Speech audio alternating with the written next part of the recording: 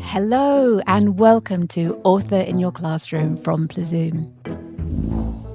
My name is Helen Mully, and I am really thrilled to be able to introduce the author in your classroom or wherever you're listening for this episode, because her writing takes us somewhere a little bit different from where we might normally go with a traditional book. She writes stories that unfold on screens as well as on pages, and narratives where choices can be made by the reader that directly affect what happens next. She's a tremendously successful video game writer. She's also written comics and scripts for TV and film and non-fiction books about aspects of the game writing art. And most recently, the book we're going to talk about a little later today. She is Rhianna Pratchett. Welcome to the podcast, Rhianna. Hello. Hello. I'm very, very happy to be in your virtual classroom. Okay, so I'm just going to go straight in with this because I know all our listeners will want to know this. Video game writer, how do you end up with that job? By accident, really. I never set out to be a video game writer because I didn't really know that they existed, and they didn't really exist in the way that I became a video game writer. So I originally started out as a gamer myself. I've played games since I was 6. I studied journalism at university.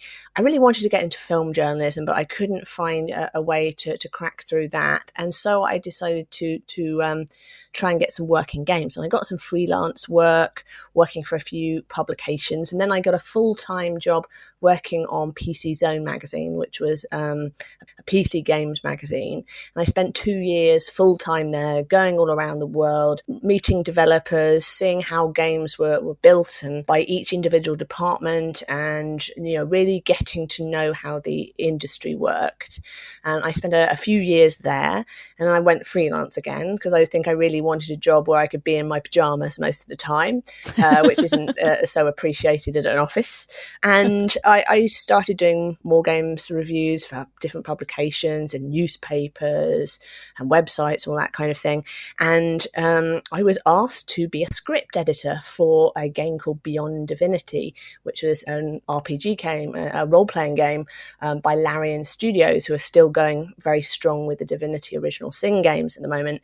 And it just built from there, really. I thought it was a more interesting way of paying the bills than continually pitching games reviews or trying to get freelance work. And so after that, I used the contacts that I'd made in the games industry, and I went to them and said, hey, I'm doing game script writing and narrative now. Do you have any work for me?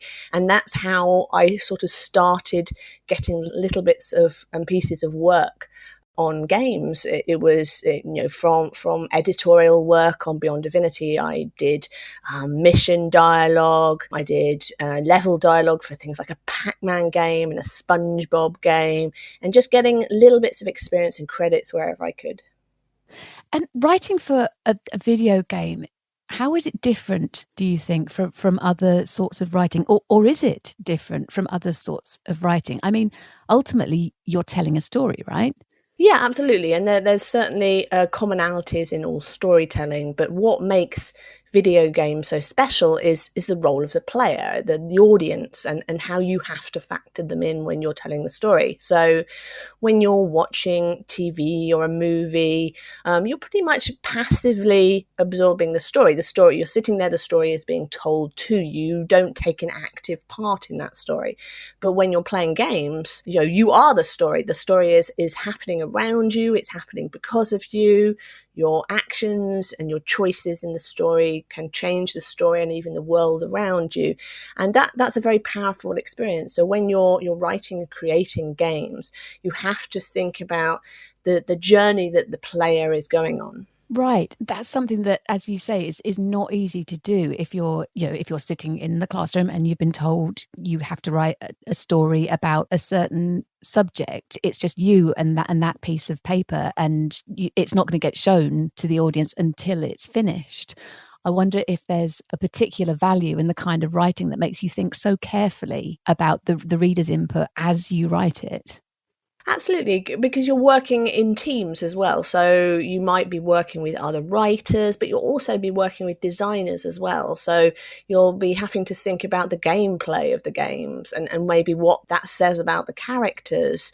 In writing, we say action equals character, meaning what a character does, that's what really shows you who they are inside. Sorry to interrupt you, Rhianna, but that is exactly what the teachers mean when they say to the pupils, show not tell. Yeah. And all the pupils listening will be familiar with that. That's exactly the same idea. Yeah. It's really important.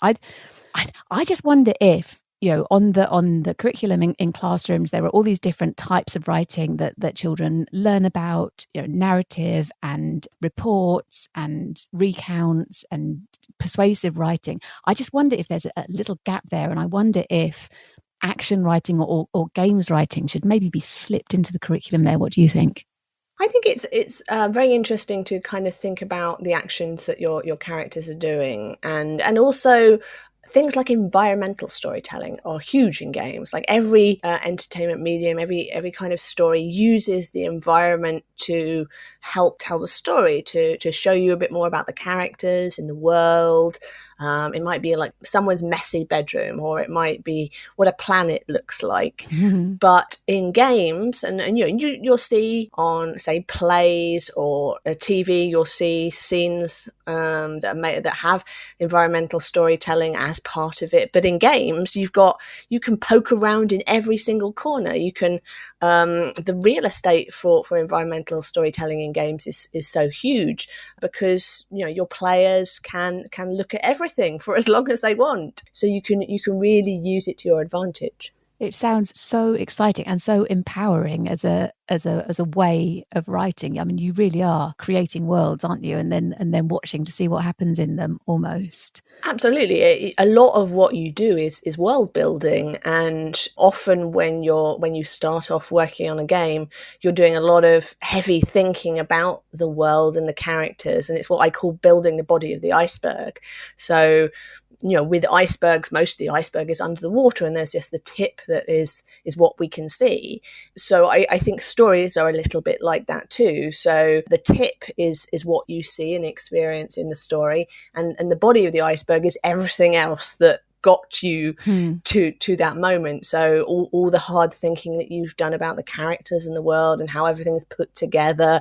It could be that you know about the characters' pet peeves or their favorite biscuit or what pets they have, and it might not actually come out in what you're writing, but it makes the characters feel more real, and it sort of helps your writing in quite an invisible way. That makes a lot of sense. And as well as the video games writing, one of the many other ways of writing that you've experienced is writing comic books. And again, I think that's something that a lot of our listeners will be interested in. A lot of our listeners will enjoy comic books, and they might have it in their head that comic books, like video games, are sort of in a very different category from proper books, from actual, real reading books, that these are different kinds of stories and almost maybe not as valuable as stories.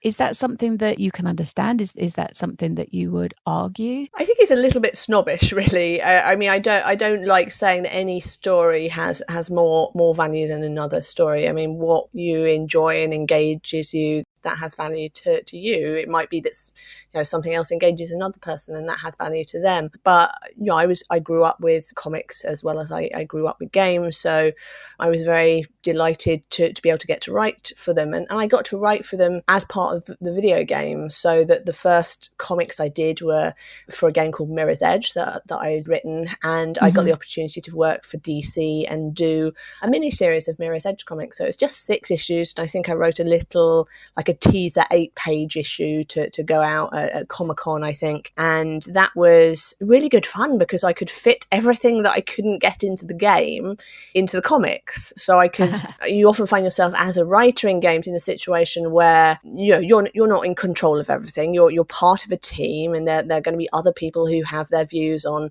the level design, on the gameplay, and so everyone is sort of competing for what is best for their particular discipline. in. And writing is part of that, but you're going to have a lot of battles because the needs of gameplay don't always align with the needs of narrative. Right. And so with Mirror's Edge, a lot of the game had been designed when I came on board. So I had to write and wrap a story around what was there. So it's a bit like working backwards. Yeah. So the sort of, I knew where the character had to go. I just had to sort of get them there kind of physically and kind of emotionally as well. And, you know, take the levels that were there and wind a story around them, which is the complete opposite way to how you would work in other mediums.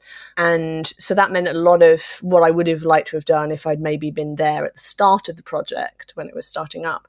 I had lots of ideas for that, and that meant I could kind of fold it into the comics that I was writing. And sure. That helps a lot, kind of, you know, it's very cathartic actually being able to do that. And it was the same experience with the Tomb Raider comics that I did with Dark Horse. And I could have a lot more fun in the comics because I was more in charge of things. I wasn't, the team was a lot smaller. When you're working on a game like Tomb Raider, you have hundreds of people all around the world working on it. With comics, it's a much smaller team. It's sort of you and the artist and the editors, the letterers, the colorists, and a kind of a much smaller team. And I think I had a couple of people telling me and you know what I could and couldn't do, but I didn't have lots and lots of people giving feedback. I had a little bit more freedom to do what I wanted with the characters, and I had like Lara Croft dressed as one of the Bennett sisters from Pride and Prejudice fighting bad guys on the London Underground, and I had one of the characters fending someone off with a cupcake, and like lots of fun things like that. So I had one of the characters in the games, you meet his cats and things like that. It can be really fun for expanding the world out. And in the case of the Tomb Raider comics, that they actually sort of bridge the gap for players in between the first and the second game, so that the comic series came whilst we were sort of developing the second game. And then the last series of comics, the last arc of comics, they've actually directly folded into the second game, which was called Rise of the Tomb Raider. And so it gives kind of your players something to sort of keep them going whilst you're working on the games. Absolutely. And it moves them between mediums as well, which is really good, I think. And now there's this fighting fantasy book called Crystal of Storms, which is kind of, I suppose it falls somewhere in between the video game and the comic, in that you have that control as the writer, but then of course, because it is an interactive book, the reader has some kind of input as well. Tell me a little bit about the skills that it took to put that kind of a book together. It really drew upon my narrative design skills as well as my writing skills. So I started out as a writer, but I became a narrative designer as part of the job. And narrative design in video games, how best to define that? Well, writing is probably what we kind of most traditionally understand. And it's the word bits. The word bits, I like that. And so it's a sort of traditional writerly things. Yeah. Narrative design is the ways in which that story gets to the player. So it's about combining narrative with mechanics. And narrative designers have one foot in the camp of narrative and one foot in the camp of design, as the title suggests. And so it's not just the story you tell in games, it's how you tell it. Right. And with narrative design, you could be telling a story through very movie-like cinematics, like something like Tomb Raider or Heavenly Sword has very cinematic scenes. And with Heavenly Sword, we actually had Andy Serkis, who played Gollum in Lord of the Rings, as our antagonist, King Bohan, and also as our dramatic director. So he took all our actors down to Weta, where they did all the mocapture for Lord of the Rings, and they captured face and body mocapture for the first time in one place. So I think normally facial and body mocap is captured separately, but we captured it all together, and it's the first time that had been done before, and that was back in sort of 2006, I think. And you can look at games like Limbo or Inside, and they don't have traditional text or voice act in the game. That the story is told through the visuals, it's told through the level design, it's told through the mechanics. Or something like Virginia, where the characters just use gestures to kind of communicate themselves, right. And they don't ever talk to you. there's so many different ways of communicating the story to the player, and that's really what kind of narrative design is. I sort of picked that up whilst I was working on the writing side of things, and I think that became very handy because I had to narratively design the world to start with. I had to have a framework for how I was kind of going to spin the story. So I had the idea of this archipelago of islands in the sky, these 5 islands with a 6th island in the center, and each island, well, they were a little bit like a level in a video game, I think. Yeah. And so each had its own kind of role in the economy of the Pangaria, which is the archipelago. And so one is kind of devoted to farming and agriculture. One is about kind of water production. One is about sort of trade. One is about technomancy, which is the sort of half magic, half technology that underpins the world. And so I thought a lot about that first, that framework of where I was going to take the reader. And once I had that, I could kind of like dive in and start creating on the fly. So it was important in kind of getting that overall structure down. And I knew I wanted to do floating islands, and I knew I wanted to do some underwater stuff because I'm quite obsessed with underwater things. I'm a qualified advanced open water diver. I love underwater creatures, just being near water.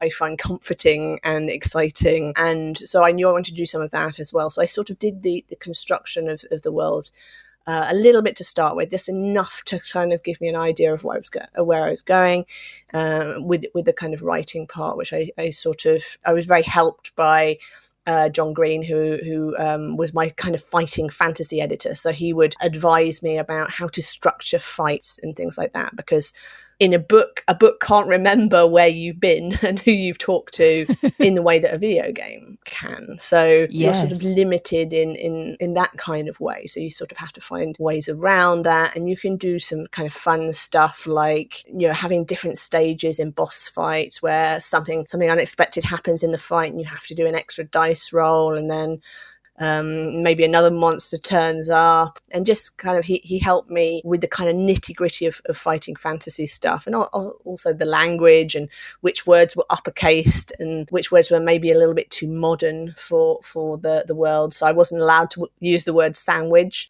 No sandwiches. But if it's a world without sandwiches, I'm not going.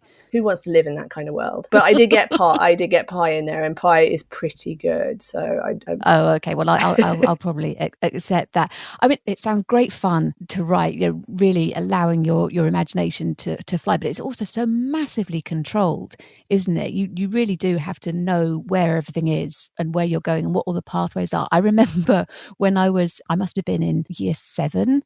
We were challenged to write this kind of adventure story. And I believe my team and I came up with a story called Murder on the Balcony, which was set in our school with very thinly disguised teachers as characters and an awful lot of blood and gore. And it was fun, but it was really difficult. And it taught us a lot about plot and structure and organisation. I think it was really valuable in that way. I did a similar thing. I think I did a Lord of the Flies story with all my classmates in. Rhianna, we always ask our guests to read a little from one of their books as part of the podcast. So I thought what we might do here, as your book is a little bit different from those that we often hear from, is that if you start reading, and then maybe I could make the choices when they come up and we could see where we go. What do you think? Is that all right? Okay, yeah, let's do it. Okay, well, I'll just pause the recording for a moment then while we both get ready, and then we'll come back for some adventure.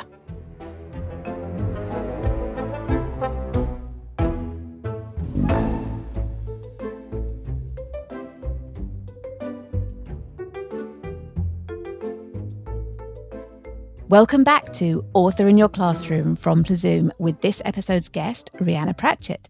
So, Rhianna, you are now going to read, with my invaluable help, I might add, a little from Crystal of Storms, your fighting fantasy book. Let's go. Okay, here we go. The shadow unfolds a pair of wings. As it draws closer, you can see it's a Canidor, or at least it was once. Now it's fighting the effects of the surge of elemental energy from the explosion. Its eyes glow with flashes of lightning while sparks crackle off its fur. You can see a collar around its neck. The name tag reads Flaps. Flaps and snarls, revealing wickedly sharp teeth. Then he whimpers a little. The elemental energy hasn't completely corrupted him, but it can't be long before it does. If you want to use a calming potion on Flaps, turn to 285. If you have Methydas's shard and want to use it on Flaps, turn to 265. If you want to fight Flaps, turn to 147. If you want to flee, hoping the Canador doesn't pursue you, and head for the Goblin Flyer instead, turn to 361. Okay, I don't have the shard. I'm not feeling like a fight at the moment, and I don't want to run away, so I am going to use the calming potion, please. Good choice, good choice. You hurl the calming potion towards Flaps, who grabs it in his teeth. The bottle breaks and the liquid pours into its mouth. It works quickly, and Flaps starts to shrink in size. The glow leaves his eyes and his fur stops sparking. Flaps licks your face before bounding out the cave and taking off, heading in the direction of the Cloudkim farm. Add 1 point to your luck score. Yes! You find a longsword lying amongst the rocks and dirt at the back of the cave. Record the longsword in the weapons box on your adventure sheet. If you use the longsword in battle, you may increase your attack strength by 1 point. Leaving the cave, if you want to investigate the Goblin Flyer, turn to 361. If you haven't been to the watch house and want to go there now, turn to 40. Oh, I think I need to investigate the Goblin Flyer. Okay. The Goblin Flyer bobs up and down the breeze as you approach. However, its pilot sits nearby, holding his head in his hands and moaning gently. You recognise the pilot as a goblin named Critch and ask him what's the matter. "Bit of rubble hit me upside the head," says Critch. "I ain't flying nowhere until I get a bit of healing, but if you're looking to charge your hovers, then the machine is over there." If you want to give him a cabbage leaf or some healing honey, if you have either, turn to 20. If you want to charge your hovers for 1 gold piece, turn to 96. If you do not have any gold pieces, you can continue no further and your adventure is over. I have a gold piece, and it is very important to keep your hovers charged. So I am going to take this opportunity while it's there to charge my hovers. Okay, you put 1 gold piece in the slot of the little machine and place your hover's storm crystal inside the charging chamber. There's a loud whirring noise and the little storm crystal begins to glow brightly. The tiny tempest inside starts to whirl again. You're now ready to take off and visit Cirrus or Cumulus. If you want to fly to Cirrus, the farming island, turn to 220. If you want to fly to Cumulus, the island of trade, turn to 140. Oh, they both sound interesting. Farming, trade, farming, trade, farming, trade. I'm going to go for Cumulus, please, the island of trade. Okay, you decide to visit Cumulus, the island of trade. You check the hovers, make a running jump and take off, the waters of Altus sparkling below you. You don't see Cumulus at first, you smell it. The scents drift up to you from the numerous stalls and vendors who trade their wares in the large markets that dominate the island. The soft, spicy smell of gingerbread biscuits and cinnamon milk puddings mingle with the pungent aromas of stink fruit and sizzling fish steaks. A humming jolts you from your musings, and the wings begin to shudder. You tense your shoulders and move your upper body as you try to glide yourself down towards a safe and soft landing before the hover's storm crystal runs out of energy. Test your skill. If you're successful, turn to 12. If you are unsuccessful, turn to 138. You see, this is the point at which I would have to roll a die, and I don't have a die, so I think this is your adventure is over. My adventure is over. Oh no, I really enjoyed that. What I love about this kind of book, that what happens can depend so much on what kind of a reader and even what kind of a person you are. So, you can make your reckless way through the book, making all the reckless choices, or you can be super cautious, or, perhaps, and I'm not mentioning any names, you could be a bit of a player. You could be trying to second guess what the narrator is making you do. Do you have to keep all of those readers in mind when you're writing, or does it just sort of magically happen? It's a little bit of both. I think, certainly being a game player myself has helped a lot. So I kind of have an understanding of maybe what I would like and kind of what other gaming friends would like, kind of situations to put the players in. I decided that I wanted part of the book to have an underwater area to it because I love doing underwater stuff. Mm-hmm. The last the third act of the story, it takes place underwater, and you have a little bathysphere, which is a little kind of round submarine that you kind of go bobbing around in the deeps trying to find the lost island. And so that was kind of very fun to do, and that was sort of me like directly going, I want to do this because I like it. And why not? Yeah, absolutely. And that kind of definitely helped. But I think I've developed a kind of particular sense of how to structure to gameplay and level design. And even though that wasn't what I started out doing, I kind of learnt it as I went along, because I had to learn about what the game design department wanted, what the level design department wanted, what the mechanics were doing. I had to factor that into the story that was being told and how it was being told. I learned about it, and that was almost quite subtly as a sort of secondary thing, and that's helped a lot. And I'm kind of working on a board game now called Bard Song with Steamforged Games, and that directly draws upon what I did in the Fighting Fantasy book, except I'm taking that experience to a board game, to a D&D style board game, and creating a world for players that way. There are a lot of kind of avenues for these kind of skills, I think. Yeah, and I think one thing that strikes me about the way the book is written as well, which I guess applies to other mediums too, is that you have to fit a lot of quite vivid detail into a very small piece of writing. So each of those sections that we hopped between had to be quite complete in itself. So you had, I love the initial description of the trading island that we landed on, and you did it all through the sense of smell, pretty much. But it was so vivid that suddenly I was there. And I think that's quite a skill to put someone so completely in the picture in a single paragraph. Yeah, I think it really helps if you can do that, especially with, as you say, a Fighting Fantasy book which is written in sections. So you have about 400 sections that you have to write, and so that you've got to do 400 of these chunks when you start off, and sort of managing all those chunks is one of the big, less exciting parts of writing a Fighting Fantasy book. It's actually just keeping hold of all the different sections and making sure like you're not going from one page and just turning the page over to the next section. So you've got to make sure where you turn to is, as far away as you can from where you started. So you're getting readers to go back and forth. It certainly works. I spent a very happy time with this book, wandering around all the islands, and it was hugely enjoyable. There's something a little bit thorny I'd like to raise with you. The Fighting Fantasy series was launched in 1982, and for all our listeners, that was a long time ago. You are the first ever female guest author of the series. Now, is there just something about the games industry and the work associated with that makes it, I don't know, harder for females, less suitable for females? What is going on? I don't know. And I don't think I ever really asked Ian and Steve when I was first, they first invited me to come on board and write a Fighting Fantasy book.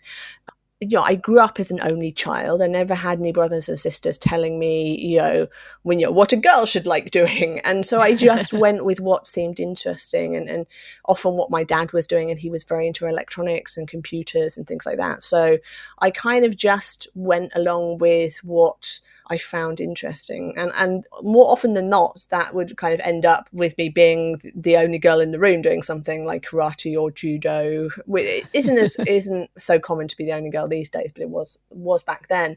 And in the games industry, I was the only female writer on PC Zone, a small handful of women working as journalists in the games industry. So I've often occupied that space of being sort of one of the first women to do something. And that can be kind of very fun, but it can also be a little bit daunting as well.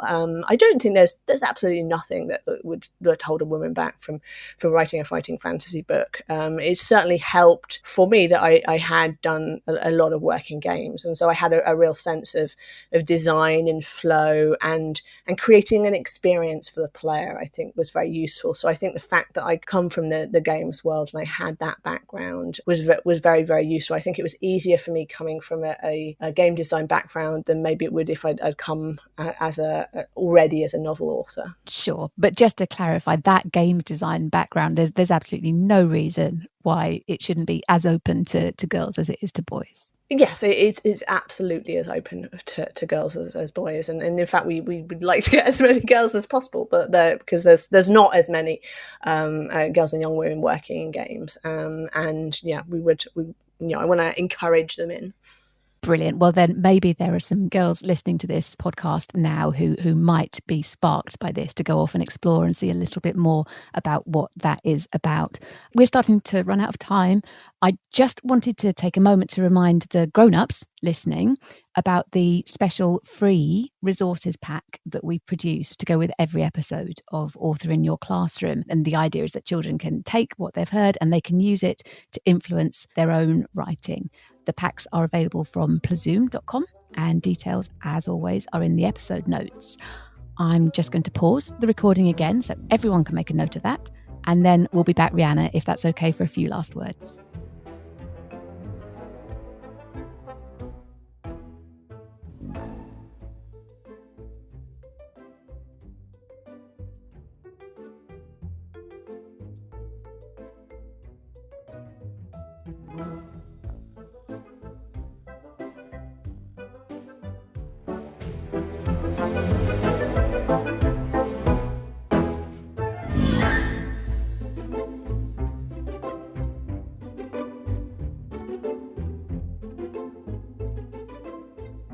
Welcome back to Author in Your Classroom with our very special guest for this episode, Rhianna Pratchett. Now, Rhianna, there's a little bit of an elephant in the room here, and I'm just going to lead it out into the spotlight for a moment, if that's okay. Now, I am always reluctant to define people by whom they're related to or partnered with or a parent of or friends with. But there are some surnames that simply cannot pass without comment, and I'm afraid Pratchett is one of them. Your dad, Terry Pratchett, was one of the best loved authors of his, or frankly, any generation. And I know that many, many of our listeners, along with me, will already be fans of his books. What I'm interested in knowing is, for you, growing up, he was just dad, right? Did you realize what he did for a living and how important that was for so many people? Not for a while, because as you say, he's dad, and when you're young, you don't pay that much attention to what your parents are doing. Tell me about it. And I remember finding picture and kind of English writing books from when I was a kid, where I was talking about my parents, and largely when I talk about my dad, it would revolve around the hat he wore rather than I don't think I wrote anything about how he was a writer. I think it was all about the hat and how we would go for walks together and things like that.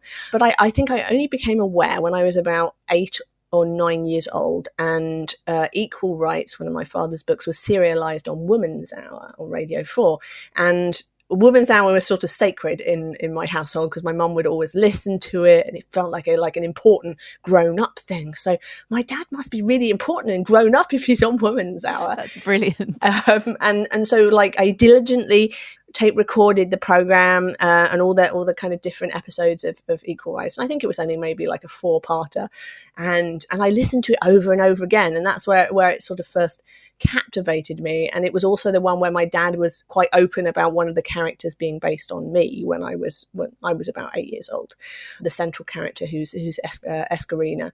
I think that sort of drew me in as well. So it was only around that time I started to realise what my father was doing, and I actually started to read his books myself. I think that some of our listeners might still think there's a really clear divide between the world of video games, which is your world, I guess, and the world of books, which is perhaps how they might think of your father's world. But actually, there's a huge crossover, isn't there? Sort of. I mean, as I was saying before, that there are commonalities between all storytelling media. The difference between novels and games is that when you're a novelist, you are in charge of your world. So you're in charge of everything. You might have an editor or two to work with. Maybe your agent will give feedback, but it's basically you and the blank page and what you create. And with games, you are working as part of a team. You are having to factor in what level design is doing, what the mechanics are doing, what everything else is doing, and you're constantly having to adapt your script depending on what is happening on with level design and mechanics, and that can sort of change as you go through the development process. And it's a bit like writing a movie whilst the movie is being shot at the same time, because everyone is working on everything at the same time. Whereas in film and TV, you'll write the script first. And that will get developed until it's at a good standard. But with games, you're writing everything whilst everything is being built at the same time. Yeah, and it sounds like such an exciting process. And I really do hope that our listeners go off and just explore and find out a little bit more about what's involved. If any of them do that and they really end up feeling that writing for video games is something that they would like to do when they're a bit older, do you have just one key piece of advice that you could give them that might be useful to them now? Oh, I normally give 3. Oh, go on. All right, I'll let you have 3. Okay, so it's play lots of games, which is the best one. This is advice they will take on board very happily. Play lots of games, play lots of different kinds of games, different genres of games, from little indie games up to big AAA games. Look at the different way that narrative is used in those games. It can be through cinematics, it could be through just the level design itself or the mechanics itself, and particularly look at the areas that are unique to games, that the ways in which games can communicate story that are unique to games, through the mechanics, through the level design, that kind of thing. Yeah. Practice your writing.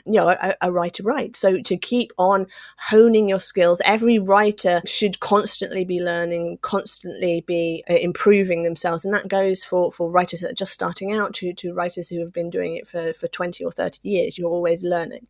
And also read as well. Read around, subjects, read history, read philosophy, read the newspaper, be a sponge for stories, be a sponge for people's experiences. A writer has to have an open mind.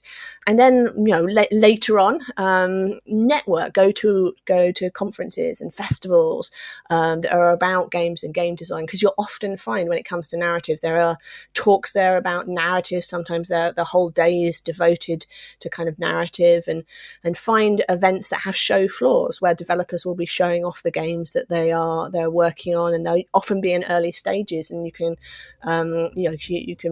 make friends, you can make contacts, and sometimes that can help turn into work later on. I think that is advice that the young listeners and the grown-up listeners will be very, very happy with. Rhianna, thank you so much. And thank you for having me. Oh, it's been great having you.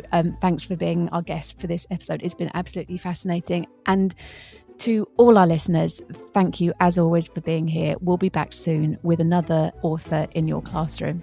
See you then. Bye-bye.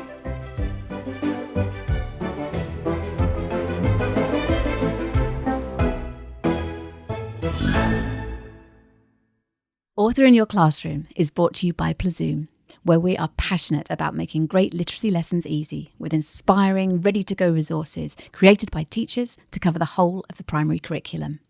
So, whether you're a teacher desperate for SATs revision that pupils will actually enjoy, a parent just as baffled by fronted adverbials as your child, or anyone looking for fun ways to keep children reading and writing during the summer holidays, we've got hundreds of brilliant ideas to explore.